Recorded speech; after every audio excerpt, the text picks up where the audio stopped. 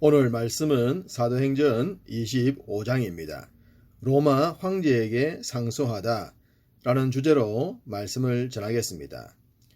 유대의 총독 벨릭스는 유대인 아내와 함께 살 정도로 율법을 가까이 대할 수 있었습니다. 그리고 그 도에 관한 것을 더 자세히 안다고 할 정도로 율법에 문외한이 아니었습니다. 그러나 그는 정치인이었죠. 정치를 위해서 종교도 이용했던 사람이었기 때문에 진리에 대한 탐구가 없었을 것입니다. 우리는 주변에서 벨릭스와 같은 사람을 어렵지 않게 볼 수 있습니다. 진리와 복음과는 아주 가까이 지내면서도 진리와 복음엔 무관심한 사람 말입니다. 세상적이고 명예와 출세를 위해서라면 진리조차도 도구로 사용하기 때문입니다. 벨릭스는 바울과 대화를 나누면서 두려움을 느낄 정도로 새로운 세계를 경험했습니다. 그러나 그의 관심은 돈이었고 유대인의 환심이었습니다. 그렇기 때문에 새로운 총독 베스도에게 자리를 넘겨주면서도 바울을 붙잡아 둡니다.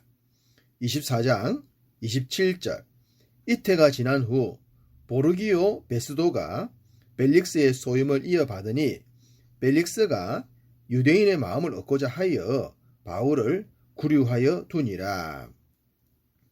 그의 관심이 어디에 있었는지를 알게 하죠. 진리와 무관한 자들의 모습이기도 합니다. 벨릭스의 후임으로 베스도가 부임하자 곧장 유대 지도자들은 바울을 또다시 고소했습니다. 벨릭스에게서 원하는 것을 얻지 못했기 때문이죠.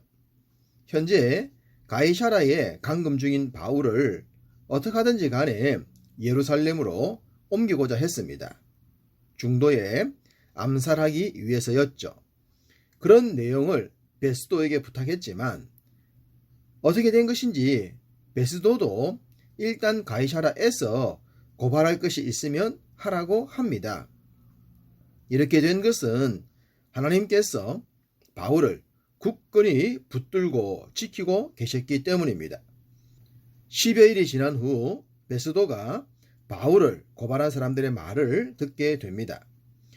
유대인들은 벨릭스에게 말을 했듯이 바울은 중대한 죄를 지었다고 했지만 베스도의 눈에 그럴 만한 증거가 하나도 없었습니다. 바울의 변명도 로마의 법에 어긋난 것이 없었고 전부 종교적인 것들 뿐이었습니다. 그렇지만 벨릭스와 동일하게 역시 베스도도 그의 관심은 유대인들이었습니다. 9절 베스도가 유대인의 마음을 얻고자 하여 바울더러 묻되 내가 예루살렘에 올라가서 이 사건에 대하여 내 앞에서 신문을 받겠느냐라고 말입니다. 앞서 말씀드렸듯이 유대인들은 바울이 예루살렘으로 옮겨지기를 원했습니다. 중도에 해치기 위해서 말입니다. 이것은 유대인들의 요구사항이었기 때문에 베스도가 그러면 어떻게 했냐고 물은 것입니다. 그렇게 되면 유대인들의 꾀임에 빠지고 마는 것이죠. 그러자 바울은 베스도의 능력을 뛰어넘는 자리를 얘기합니다. 11절 만일 내가 불의를 행하여 무슨 죄를 지었으면 죽기를 사양하지 아니할 것이나 만일 이 사람들이 나를 고발하는 것이 다 사실이 아니면 아무도 나를 그들에게 내줄 수 없나이다. 내가 가이사께 상소하노라 한데 로마의 황제 가이사에게 상소하겠다고 선언했습니다. 로마 시민권을 가진 자라면 누구나 황제에게 재판을 받을 수 있었습니다. 물론 분명한 증거가 없는 죄로 인해 억울함을 당했을 때죠. 바울이 그런 경우였습니다. 지금까지 유대인들은 어떻게 하든지 간에 바울을 암살하려고 했습니다. 암살단을 조직할 정도로 말입니다. 그런데 바울이 로마 천부장의 손에 들어가는 바람에 1차로 실패를 하고 말았습니다. 그러다가 상위 기관인 총독 벨릭스에게 넘어가고 말았죠.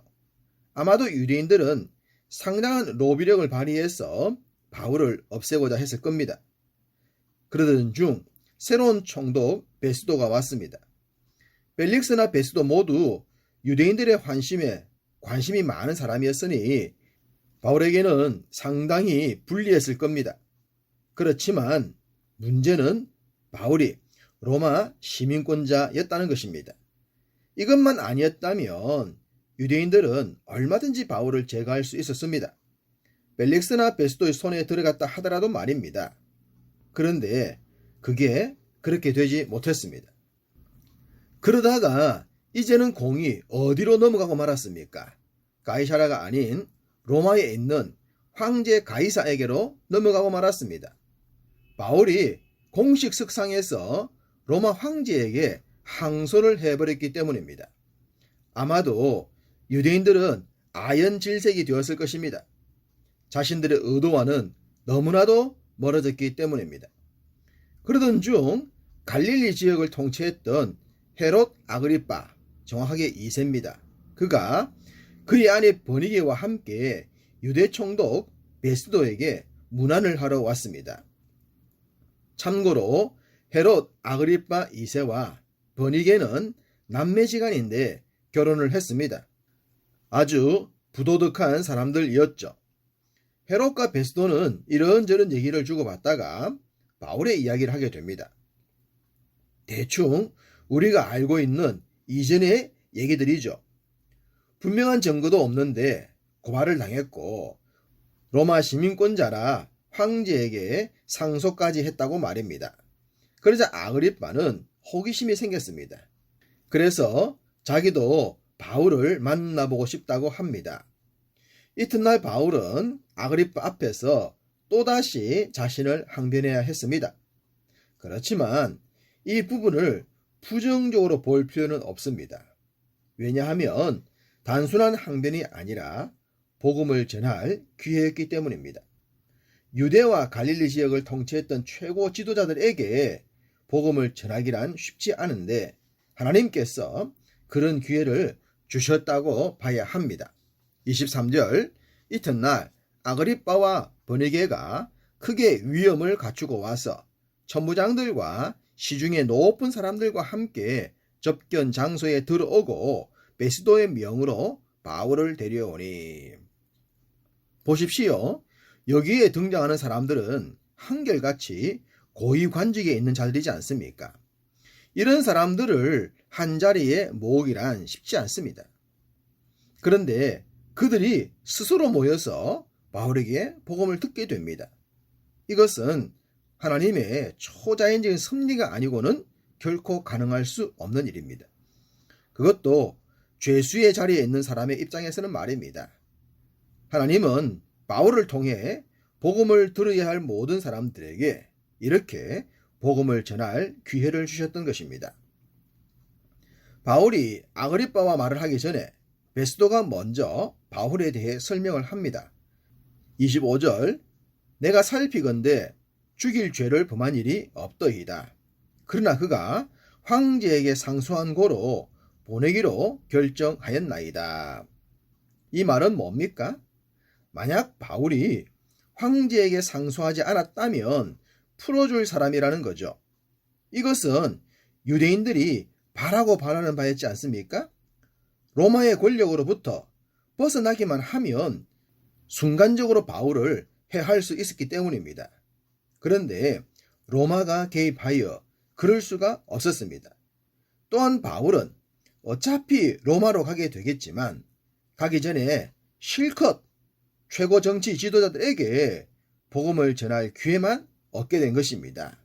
진정한 일거양득이지 않겠습니까? 로마가 세계를 정복한 후에 지배국의 인심을 얻기 위해 만든 것 중에 하나가 로마 시민권자의 황제 소송권이었습니다. 처음부터 이런 법이 있었던 것은 아닙니다. 그런데 바울이 세계 복음화를 위해 로마행을 준비하고 있을 때 하나님은 로마의 법까지도 바뀌게 하셨던 것입니다. 그것도 기독교를 말살하려고 했던 네로 황제 때 말입니다. 참으로 아이러니하지 않습니까? 기독교를 없애고 싶어 했던 네로가 오히려 바울을 로마로 올 수 있는 길을 만들었으니 말입니다. 이사야 선지자는 하나님의 세계 경영에 대해 지금부터 2700년 전에 예언했습니다. 그 예언처럼 지금도 하나님의 세계 경영은 변함이 없습니다. 그러므로 우리의 전 삶이 하나님의 세계 경영의 일환이 되는 줄 믿어야 할 것입니다. 그러한 세계관으로 하루하루 살아갑시다. 오늘도 여러분의 삶을 통해 하나님의 세계 경영에 한 발자국 진보가 이루어지기를 주님의 이름으로 축복합니다.